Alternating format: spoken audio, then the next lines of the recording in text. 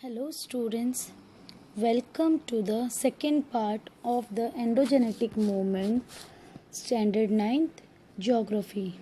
Students, previously we have learned about the slow movements and the sudden movements. Today we are going to cover the following topic: seismic waves and their types, seismograph, volcanoes and their two types, that is central type volcano or conical volcano. Then the second one is fissure type volcano, and the next point is effects of volcanoes. So students, let's begin with the seismic waves. In the given figure we can see the different types of seismic waves, which we also called it as P and S waves. In the first figure, we can see the hypocenter, or the other word for the hypocenter is focus. So students, what is the focus? Yes, the point below the surface where energy is released during an earthquake is called the focus of the earth, that is also known as hypocenter. We can see epicenter written in the figure. The epicenter of quake, it is located on the surface at point nearest to the focus. And in the second figure we can see focus that are formed because of the earthquake. So students, let's see the next point, a seismograph. A seismograph is the device that scientists use to measure earthquake. The goal of the seismograph is to accurately record the motions of the ground during a earthquake. They are held in a very solid position, either on the bedrock or on a concrete base. The seismic waves are recorded by this instrument. The instrument is simply vibrating rod on a pen or a pendulum, which starts vibrating when tremors occur. A pen or a marker is attached to the rotating drum. The pen then records the seismic waves on a paper which moves. So students, we can see that the pendulum tip records the earthquake on a graph sheet in the activity. We have seen the recording of the seismic waves caused by the earthquake. Students, seismic waves are the waves of energy caused by the sudden breaking of rock within the earth or an explosion. They are the energy that travels to the earth and is recorded on seismograph. Student, here you can see the picture of seismograph. Earthquake waves are known as seismic waves. Seismic waves are of different kinds, and they all move in different direction. The seismic waves can be divided into mainly three types. That is, the first one is primary waves, second one is secondary waves, and the last one is surface waves. In figure we can see the first one, which is called as P waves, that is also called as primary waves. Now these are the waves first to reach the earth's surface immediately after the energy release in the interior. Now these waves, it travels rapidly in the radial direction and they are called as primary waves. So student, understood the primary waves? Now we will see the secondary wave. The second one what we can see is S waves. Now these S waves are also called as secondary waves. These waves report at the surface after the primary waves.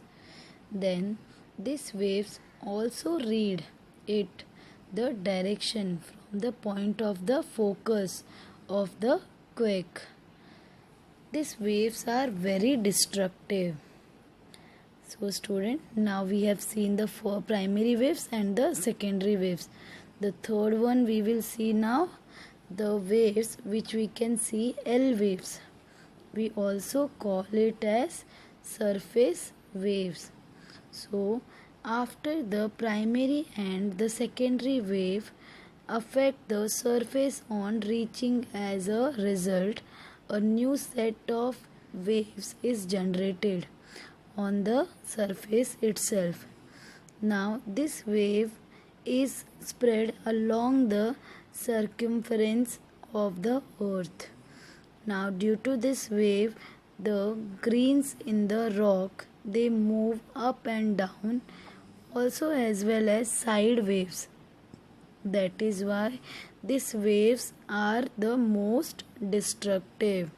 So student, here we have seen the three types of waves. The first one was primary waves, second one secondary waves, and the third one was surface waves. Student, as we know that earthquake is sudden volume shaking of the ground due to internal movements in the earth crust. Earthquake of high magnitude are capable of large scale destruction. The effects of earthquake on the earth's surface and human life are as follows. So here we will see the effects of earthquake on the earth's surface and the human life. The first one is cracks and the fractures develop on the ground. Second one is it causes landslide which leads to sliding of rocks. The third one is some areas get uplifted while some may subside. Tsunami are generated in the ocean. And the next one is in snow covered areas avalanches may occur. The last one is loss of life and the property. Students, before we learn the concept of the volcano, here is the video for the introduction to volcano. As we know that our earth looks so peaceful from the space, but students, I will tell you that this looks can be deceiving, that it could be very dangerous, and as we go deeper and deeper into the underground in the earth's interior, the earth is very different place. The earth is very different place over there. It is violently hot, and this is our outer core, which is continuously floating, which is in the liquid form, and the hard inner core, the center of the earth. And as we know that the earth's interior heat has to escape somewhere. When these plates are pushed together, dragged apart, cracks or weaknesses allows the magma to rise up from the earth crust pressure builds up, which then released sudden, causing the magma to explore the heat scape by surfacing. And what happens? Boom! There is a volcano,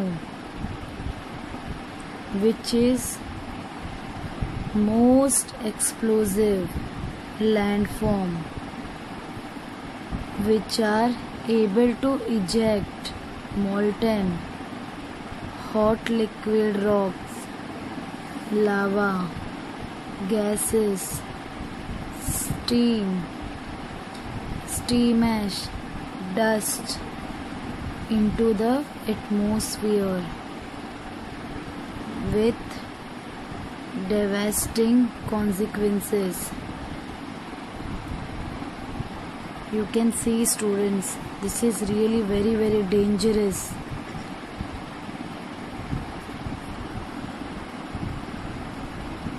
So, students, I hope you all liked the video and understood the concept, that is introduction to volcano. So student, now we will see different type of volcano. So there are two different types of volcanoes. First, that is central type of or conical volcano. Then the given figure we can see this is a central type volcano. Now during this eruption we can see the molten magma, lava that comes out through a pipeline or vent inside the earth's surface. So we can see the vent in the figure.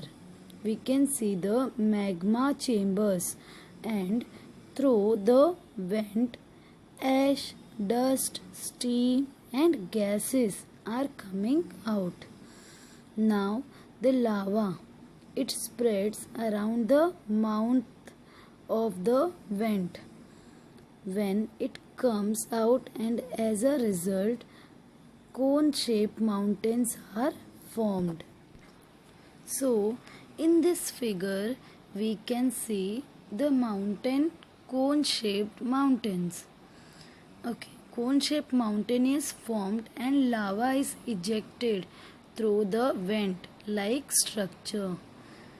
A second example, what we can see here, this is a fissure type volcano. Now fissure, that means you can say cracked, or that has cracked. Now during eruption, when the magma comes out, it doesn't come out from the vent but from many cracks. We can see fissure, and this is called as fissure type volcano. Eruption, volcanic eruption you can see. So the materials coming out with the eruption, these materials, they spread on both the side of the fissure, and as a result volcanic plateaus are formed. Now you can see the Mount Stromboli, students, Mount Stromboli, which is located in the Mediterranean Sea. This is an example of active volcano. Do you know what is an active volcano? Yes. Now this eruption are means the active volcano type eruptions are regular even in the present time. So this kind of volcanoes are called as active volcano.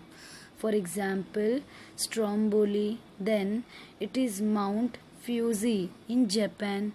So they all are the active volcanoes. Now student, let us see the effects of volcanoes. The first one is loss of life and properties. Students, we can see the loss of life and properties due to the volcano. Second, sometimes tsunami get generated due to the volcanic eruption occurring below ocean floor.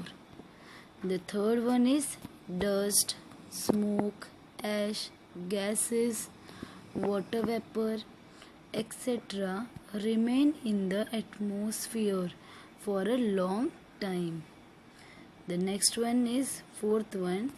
Land may become fertile due to the volcanic ash. So here it is here means there is a possibility of volcanic, due to the volcanic ash land can be fertile.